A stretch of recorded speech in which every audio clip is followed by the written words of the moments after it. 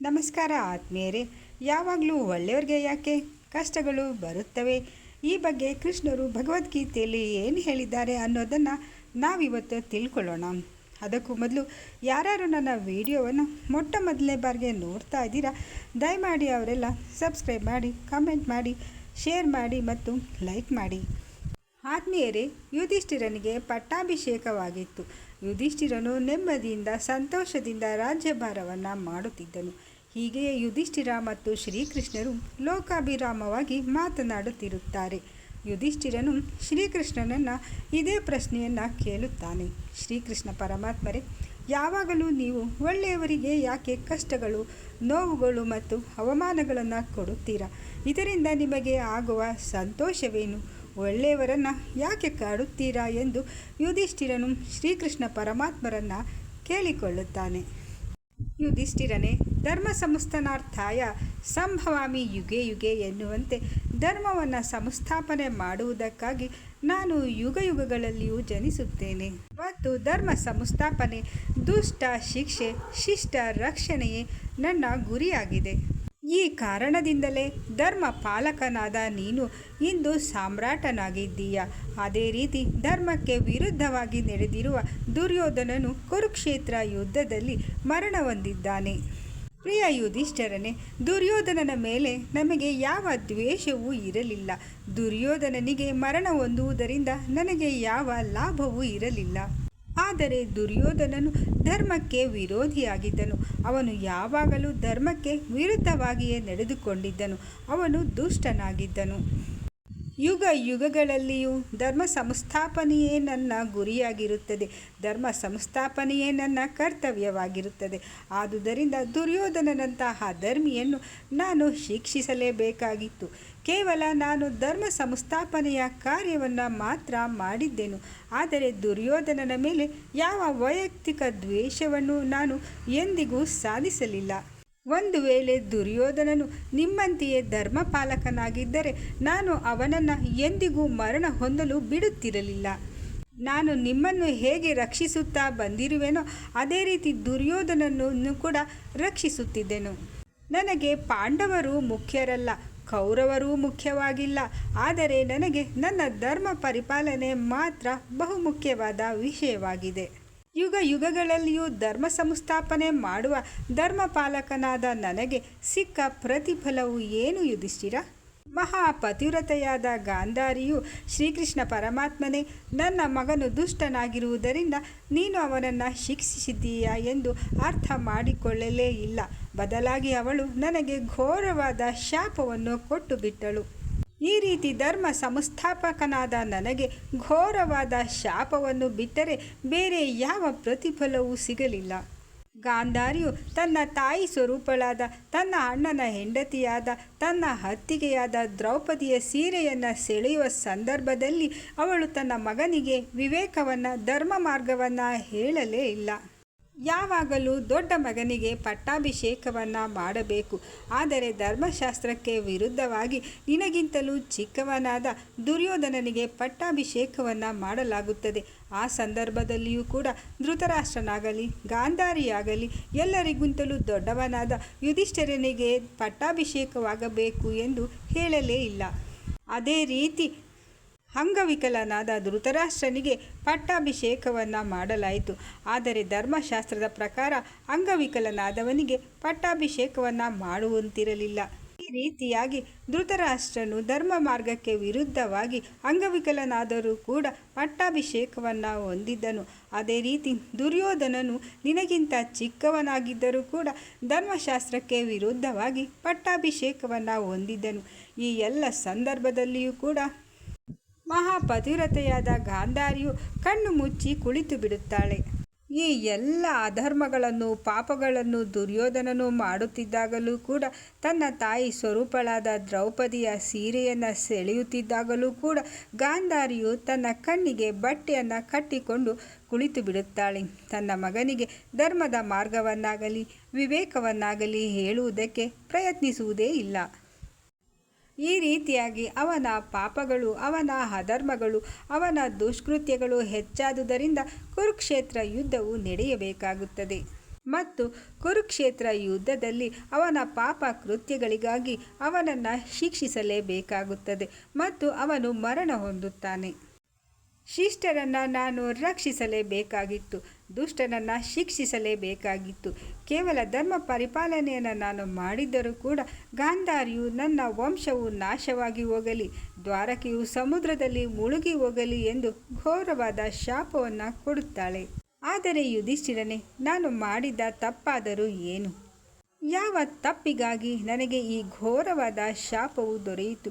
ಯಾವ ತಪ್ಪಿಗೆ ನನ್ನ ವಂಶವು ಸರ್ವನಾಶವಾಯಿತು ಮತ್ತು ಯಾವ ತಪ್ಪಿಗೆ ನನ್ನ ದ್ವಾರಕೆಯು ಸಮುದ್ರದಲ್ಲಿ ಮುಳುಗಿ ಹೋಯಿತು? ಧರ್ಮ ಪರಿಪಾಲಕನಾದ ನನಗೆ ಶಾಪವನ್ನು ಬಿಟ್ಟರೆ ಇಂದು ನನ್ನಲ್ಲಿ ಬೇರೆ ಏನೂ ಕೂಡ ಉಳಿದಿಲ್ಲ. ಆದರೆ ಯುಧಿಷ್ಠಿರನೇ, ಗಾಂಧಾರಿಯ ಶಾಪಕ್ಕೆ ಹೆದರಿ ನಾನು ದುರ್ಯೋಧನನನ್ನು ರಕ್ಷಿಸಿದ್ದರೆ ಇಂದು ಧರ್ಮವು ಉಳಿಯುತ್ತಿರಲಿಲ್ಲ. ಅಧರ್ಮವು ಜಯಿಸುತ್ತಿತ್ತು, ಧರ್ಮವು ಸೋಲುತ್ತಿತ್ತು. ಆದರೆ ಎಂದಿಗೂ ಕೂಡ ನಾನು ಧರ್ಮವಂತನನ್ನು ಸೋಲಲು ಬಿಡುವುದಿಲ್ಲ. ಇಂತಹ 100 ಗಾಂಧಾರಿಯರು ಹುಟ್ಟಿದರೂ ಕೂಡ, ಇಂತಹ 100 ಶಾಪಗಳನ್ನು ಕೊಟ್ಟರೂ ಕೂಡ ನಾನು ಎಂದಿಗೂ ಕೂಡ ಧರ್ಮ ಸಂಸ್ಥಾಪನೆಯ ಕಾರ್ಯವನ್ನು ಬಿಡುವುದಿಲ್ಲ. ನಾನು ಇಂತಹ ಯಾವ ಶಾಪಗಳಿಗೂ, ಯಾವ ಅವಮಾನಗಳಿಗೂ, ಯಾವ ಕಷ್ಟ ಕೋಟಲೆಗಳಿಗೂ ಹೆದರುವುದಿಲ್ಲ. ಅದೆಷ್ಟೇ ಶಾಪಗಳನ್ನು ಕೊಟ್ಟರೂ ಕೂಡ, ನನ್ನ ವಂಶವೇ ನಿರ್ವಂಶವಾದರೂ ಕೂಡ, ನನ್ನ ದ್ವಾರಕೆಯು ಸಮುದ್ರದಲ್ಲಿ ಮುಳುಗಿದರೂ ಕೂಡ ನಾನು ಧರ್ಮವನ್ನು ಮಾತ್ರ ರಕ್ಷಿಸುತ್ತೇನೆ. ನಾನು ಇಂತಹ ಶಾಪಗಳಿಗೆ ಹೆದರಿ ಧರ್ಮ ಕಾರ್ಯಗಳನ್ನು ಬಿಟ್ಟಿದ್ದರೆ ಇಂದು ನಾನು ಭಗವಂತನಾಗುತ್ತಿರಲಿಲ್ಲ. ಇಂದು ನಾನು ಸಾಮಾನ್ಯ ಮನುಷ್ಯನಾಗಿ ಬಿಡುತ್ತಿದ್ದೆ. ನಾನು ಯಾರಿಗೂ ಕೂಡ ಯಾವುದೇ ತಾರತಮ್ಯವನ್ನು ಮಾಡದೆ ಈ ಸೃಷ್ಟಿಯ ಸಕಲ ಚರಾಚರ ಜೀವಿಗಳಿಗೆ ಧರ್ಮವನ್ನೇ ಬೋಧಿಸುವುದರಿಂದ ಮತ್ತು ಒಳಿತನ್ನೇ ಬಯಸುವುದರಿಂದ ಇಂದು ನನ್ನನ್ನು ಎಲ್ಲರೂ ಭಗವಂತ ಎಂದು ಕರೆಯುತ್ತಾರೆ. ಆದರೆ ನಾನು ಅಧರ್ಮಿಯಾಗಿದ್ದರೆ, ಈ ಸೃಷ್ಟಿಯ ಜೀವಿಗಳಿಗೆ ಅನ್ಯಾಯವನ್ನು ಮಾಡಿದ್ದರೆ ಯಾರು ನನ್ನನ್ನು ಭಗವಂತ ಎಂದು ಕರೆಯುತ್ತಿದ್ದರು ಹೇಳು ಯುಧಿಷ್ಠಿರ? ಈ ಸೃಷ್ಟಿಯ ಎಲ್ಲ ಜೀವಿಗಳು ಕೂಡ ನನಗೆ ಮಕ್ಕಳಿದ್ದಂತೆ. ಯಾರು ಧರ್ಮ ಮಾರ್ಗದಲ್ಲಿ ನಡೆಯುತ್ತಾರೆ ಅವರನ್ನು ನಾನು ರಕ್ಷಿಸಿಯೇ ತೀರುತ್ತೇನೆ. ಯಾರು ದುಷ್ಟ ಮಾರ್ಗದಲ್ಲಿ ನಡೆಯುತ್ತಾರೆ ಅವರನ್ನು ನಾನು ಶಿಕ್ಷಿಸಿಯೇ ತೀರುತ್ತೇನೆ. ಇಂತಹ 100 ಅವಮಾನಗಳು, ಇಂತಹ 100 ಶಾಪಗಳು, ಇಂತಹ 100 ಕಷ್ಟ ಕೋಟಲೆಗಳು ಬಂದರೂ ಕೂಡ ನಾನು ಎಂದಿಗೂ ಕೂಡ ನನ್ನ ಹೆಜ್ಜೆಯನ್ನು ಹಿಂದಕ್ಕೆ ತೆಗೆಯುವುದಿಲ್ಲ.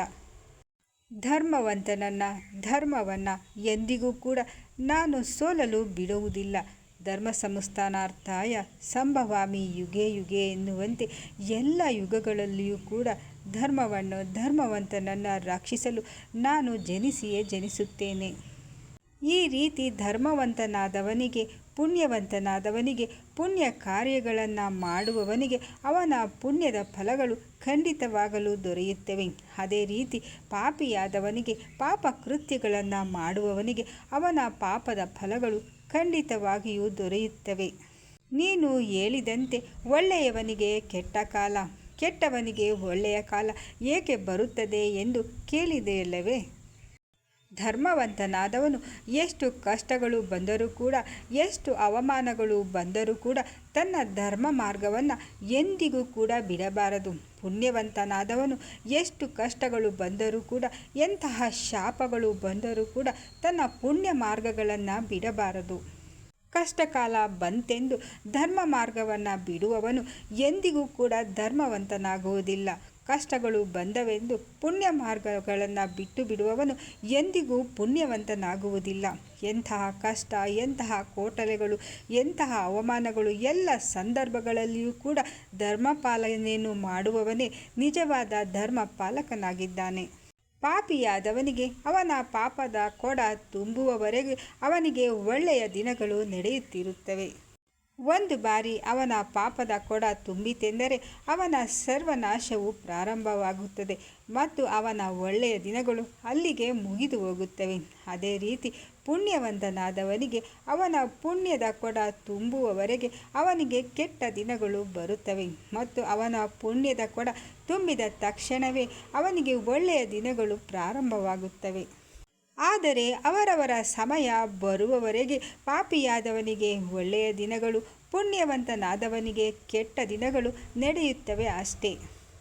ಆದರೆ ಧರ್ಮರಕ್ಷಕನಾದ ನಾನು ಸೃಷ್ಟಿಯ ಪ್ರತಿಯೊಂದು ಜೀವರಾಶಿಯ ಪಾಪಗಳು ಹಾಗೂ ಪುಣ್ಯಗಳ ಲೆಕ್ಕಗಳನ್ನು ಚಾಚು ತಪ್ಪದೆ ಇಟ್ಟುಕೊಂಡಿರುತ್ತೇನೆ.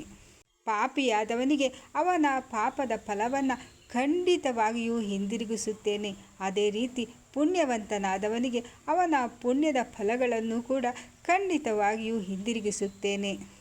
ಆದರೆ ಧರ್ಮ ಮಾರ್ಗದಲ್ಲಿ ನಡೆಯುವವನಿಗೆ, ಪುಣ್ಯ ಮಾರ್ಗದಲ್ಲಿ ನಡೆಯುವವನಿಗೆ ನಾನು ಕೆಲವು ಕಷ್ಟಗಳನ್ನು ಅವನನ್ನು ಪರೀಕ್ಷಿಸಲೆಂದೇ ಕೊಡುತ್ತೇನೆ. ಇವರು ಕಷ್ಟಗಳು ಬಂದರೂ ಕೂಡ ಧರ್ಮ ಮಾರ್ಗದಲ್ಲಿಯೇ ನಡೆಯುತ್ತಾರೆಯೇ ಇಲ್ಲವೇ ಎಂದು ಪರೀಕ್ಷಿಸಿ ನೋಡುತ್ತೇನೆ.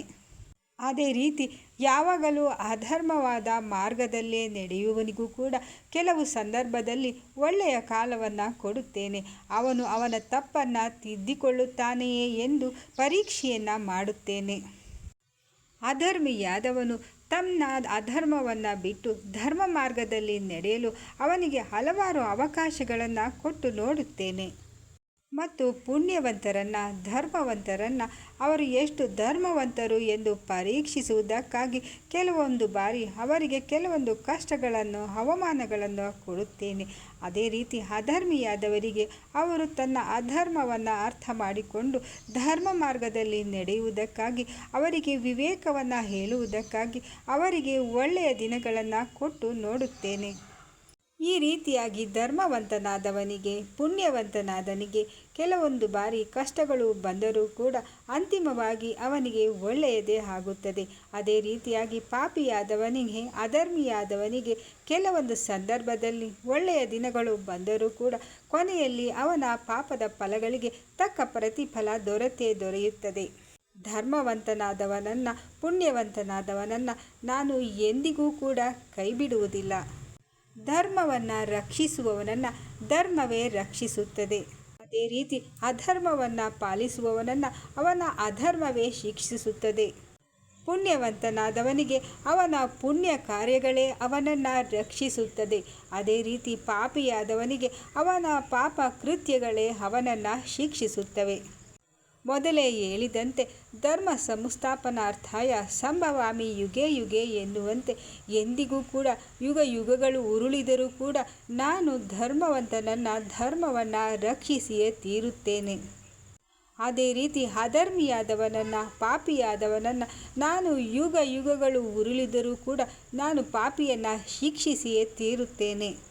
ಧರ್ಮವು ಎಂದಿಗೂ ಸೋಲುವುದಿಲ್ಲ, ಧರ್ಮವಂತನು ಎಂದಿಗೂ ಸೋಲುವುದಿಲ್ಲ. ಮತ್ತು ಧರ್ಮವಾಗಲಿ ಧರ್ಮವಂತನಾಗಲಿ ಸೋಲುವುದಕ್ಕೆ ನಾನು ಎಂದೆಂದಿಗೂ ಬಿಡುವುದಿಲ್ಲ. ಧರ್ಮವಂತನಿಗೆ ಕಷ್ಟಗಳು ಅವನ ಪರೀಕ್ಷೆಗಾಗಿ ಬಂದರೂ ಕೂಡ ಕೊನೆಯಲ್ಲಿ ಅವನಿಗೆ ಒಳ್ಳೆಯದೇ ಆಗುತ್ತದೆ. ಅಧರ್ಮಿಯಾದವನಿಗೆ ಕೆಲವೊಂದು ಸಾರಿ ಒಳ್ಳೆಯದು ಆದರೂ ಕೂಡ ಕೊನೆಯದಾಗಿ ಅವನಿಗೆ ಕೆಟ್ಟದ್ದೇ ಆಗುತ್ತದೆ. ಪಾಪಿಯಾದವನಿಗೆ ಅವನ ಪಾಪಗಳು ಅವನನ್ನು ಹಿಂಬಾಲಿಸುತ್ತಲೇ ಇರುತ್ತವೆ. ಪುಣ್ಯವಂತನಾದವನಿಗೆ ಅವನ ಪುಣ್ಯ ಕಾರ್ಯಗಳು ಕೂಡ ಅವನನ್ನು ಹಿಂಬಾಲಿಸುತ್ತಲೇ ಇರುತ್ತವೆ. ಸಮಯ ಮತ್ತು ಸಂದರ್ಭಗಳು ಬಂದಾಗ ಪುಣ್ಯವಂತನನ್ನು ಅವನ ಪುಣ್ಯವೇ ಸಂರಕ್ಷಿಸುತ್ತದೆ. ಅದೇ ರೀತಿ ಸಮಯ ಸಂದರ್ಭಗಳು ಬಂದಾಗ ಪಾಪಿಯಾದವನನ್ನು ಅವನ ಪಾಪಗಳೇ ಸರ್ವನಾಶ ಮಾಡಿಬಿಡುತ್ತವೆ. ಇದೇ ರೀತಿ ಕುರುಕ್ಷೇತ್ರದಲ್ಲಿ ದುರ್ಯೋಧನನು ಅವನ ಪಾಪ ಕೃತ್ಯಗಳಿಂದಾಗಿ ಮರಣ ಹೊಂದಿದನೇ ಹೊರತು ನಾನು ಅವನನ್ನು ಕೊಲ್ಲಲಿಲ್ಲ. ಅದೇ ರೀತಿ ಪಾಂಡವರನ್ನು ಕುರುಕ್ಷೇತ್ರದಲ್ಲಿ ಅವರ ಧರ್ಮ ಮಾರ್ಗಗಳು ರಕ್ಷಿಸಿದವೇ ಹೊರತು ನಾನು ಅವರನ್ನು ರಕ್ಷಿಸಲಿಲ್ಲ. ಕೌರವರು ಮತ್ತು ಪಾಂಡವರು ಯಾರಲ್ಲಿಯೂ ಕೂಡ ನನಗೆ ಯಾವುದೇ ತಾರತಮ್ಯವಿರಲಿಲ್ಲ. ಧರ್ಮವನ್ನು ರಕ್ಷಿಸುವವನನ್ನು ಧರ್ಮವೇ ರಕ್ಷಿಸುತ್ತದೆ ಎನ್ನುವಂತೆ ಧರ್ಮಪಾಲಕನಾದ ಯುಧಿಷ್ಠಿರನಾದ ಧರ್ಮರಾಯನಾದ ನಿನ್ನನ್ನು ನಿನ್ನ ಧರ್ಮವೇ ಸಂರಕ್ಷಿಸಿತು. ಅದೇ ರೀತಿ ಅಧರ್ಮಿಯಾದ ಪಾಪಿಯಾದ ದುರ್ಯೋಧನನನ್ನು ಅವನ ಅಧರ್ಮ ಮತ್ತು ಅವನ ಪಾಪಗಳೇ ಅವನು ಮರಣ ಹೊಂದುವಂತೆ ಮಾಡಿದ್ದವು. ಅವರವರ ಪಾಪಗಳು, ಅವರವರ ಪುಣ್ಯಗಳು ಎಂದೆಂದಿಗೂ ಕೂಡ ಅವರ ಬೆನ್ನ ಹಿಂದೆ ಅವರನ್ನು ಹಿಂಬಾಲಿಸುತ್ತಲೇ ಇರುತ್ತವೆ. ಸಮಯಕ್ಕೆ, ಸಂದರ್ಭಕ್ಕೆ ಅನುಸಾರವಾಗಿ ಅವರವರ ಪಾಪ ಕೃತ್ಯಗಳು, ಪಾಪದ ಫಲಗಳು ಅವರಿಗೆ ದೊರೆತೇ ತೀರುತ್ತವೆ. ಎಲ್ಲರೂ ಕೂಡ ಶ್ರೀಕೃಷ್ಣ ಪರಮಾತ್ಮನು ದುರ್ಯೋಧನನನ್ನು ಕೊಂದು ಬಿಟ್ಟರು, ಭೀಷ್ಮರನ್ನು ಕೊಂದು ಬಿಟ್ಟರು ಹಾಗೂ ಕರ್ಣಾದಿ ಮಹಾಶೂರರನ್ನು ಕುರುಕ್ಷೇತ್ರದಲ್ಲಿ ಶ್ರೀಕೃಷ್ಣ ಪರಮಾತ್ಮರೇ ಕೊಂದು ಬಿಟ್ಟರು ಎಂದು ಹೇಳುತ್ತಾರೆ. ಆದರೆ ಅವರವರ ಕರ್ಮಾನುಸಾರವಾಗಿ ಅವರವರು ಅವರ ಪಾಪ ಮತ್ತು ಪುಣ್ಯಗಳ ಫಲಗಳನ್ನು ಪಡೆದರೆ ಹೊರತು, ನಾನು ಇಲ್ಲಿ ಧರ್ಮ ಸಂಸ್ಥಾಪನೆಯನ್ನು ಮಾಡಿದನೇ ಹೊರತು ಯಾರೊಂದಿಗೂ ಕೂಡ ನಾನು ವೈಯಕ್ತಿಕ ದ್ವೇಷವನ್ನು ಸಾಧಿಸಲೇ ಇಲ್ಲ. ಅದೇ ರೀತಿಯಾಗಿ ಒಳ್ಳೆಯವನಾದವನಿಗೆ, ಧರ್ಮವಂತನಾದವನಿಗೆ ಕಷ್ಟಗಳು ಕ್ಷಣಿಕವಾಗಿರುತ್ತವೆ. ಅಂತಿಮವಾಗಿ ಅವನ ಪುಣ್ಯದ ಫಲಗಳು ದೊರೆಯುತ್ತವೆ. ಅಂತಿಮವಾಗಿ ಅವನಿಗೆ ಒಳ್ಳೆಯ ದಿನಗಳು ಬಂದೇ ತೀರುತ್ತವೆ. ಅಂತಿಮವಾಗಿ ಧರ್ಮವಂತನಾದವನಿಗೆ ಮೋಕ್ಷವು ದೊರೆಯುತ್ತದೆ. ಅಂತಿಮವಾಗಿ ಪಾಪಿಯಾದವನಿಗೆ ಅವನ ಪಾಪದ ಫಲವು ದೊರೆಯುತ್ತದೆ. ಅವನಿಗೆ ಒಳ್ಳೆಯ ಕಾಲಗಳು ಕ್ಷಣಿಕವಾಗಿರುತ್ತವೆ. ಸ್ವಲ್ಪ ದಿನಗಳವರೆಗೆ ಅವನಿಗೆ ಒಳ್ಳೆಯ ಕಾಲವು ನಡೆದರೂ ಕೂಡ ಅಂತಿಮವಾಗಿ ಅವನ ಪಾಪದ ಫಲಗಳಿಗೆ ಅವನು ಶಿಕ್ಷೆಯನ್ನು ಹೊಂದುತ್ತಾನೆ. ಪಾಪಿಯಾದವನು ಅಂತಿಮವಾಗಿ ನರಕವನ್ನು ಸೇರಲೇಬೇಕು. ಅದೇ ರೀತಿ ಯುಧಿಷ್ಠಿರನೇ ಒಳ್ಳೆಯವನಾದವನಿಗೆ, ಧರ್ಮವಂತನಾದವನಿಗೆ, ನೀತಿ ಮಾರ್ಗದಲ್ಲಿ ನಡೆಯುವವನಿಗೆ ಎಂದೆಂದಿಗೂ ಒಳ್ಳೆಯದೇ ನಡೆಯುತ್ತದೆ. ಆದರೆ ಕೆಲವು ಸಂದರ್ಭಗಳಲ್ಲಿ ಕ್ಷಣಿಕವಾಗಿ ಕಷ್ಟಗಳು ಬರುತ್ತವೆ ಅಷ್ಟೇ. ಅವು ಅವನನ್ನು ಪರೀಕ್ಷಿಸುವುದಕ್ಕಾಗಿ ಬಂದಿರುತ್ತವೆ ಮತ್ತು ಅವನ ಒಳ್ಳೆಯ ಕೆಲಸಗಳಿಗೆ, ಅವನ ಪುಣ್ಯದ ಕೆಲಸಗಳಿಗೆ ಅವನಿಗೆ ಪ್ರತಿಫಲವು ದೊರೆತೇ ತೀರುತ್ತದೆ ಮತ್ತು ಅವನ ಎಲ್ಲ ಪುಣ್ಯದ ಲೆಕ್ಕವೂ ಕೂಡ ನನ್ನ ಬಳಿಯಲ್ಲಿ ಇದ್ದೇ ಇರುತ್ತದೆ.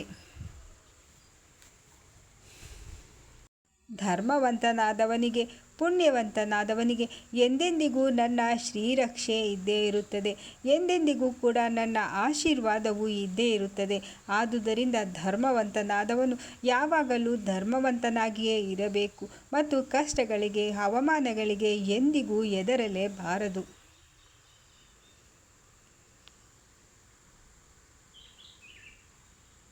ಅಧರ್ಮಿಯಾದವನಿಗೆ, ಅನೀತಿಯಾದವನಿಗೆ, ಪಾಪ ಕೃತ್ಯಗಳನ್ನು ಮಾಡುವವನಿಗೆ ಸಂತೋಷವು ಕೆಲವು ಸಂದರ್ಭದಲ್ಲಿ ದೊರೆತರೂ ಕೂಡ ಆ ಸಂತೋಷವು ಅವನಿಗೆ ಶಾಶ್ವತವಾಗಿ ಉಳಿಯುವುದಿಲ್ಲ. ಅವನ ಪಾಪ ಕೃತ್ಯಗಳೇ ಅವನನ್ನು ಸರ್ವನಾಶವನ್ನಾಗಿಸಿ ಬಿಡುತ್ತವೆ.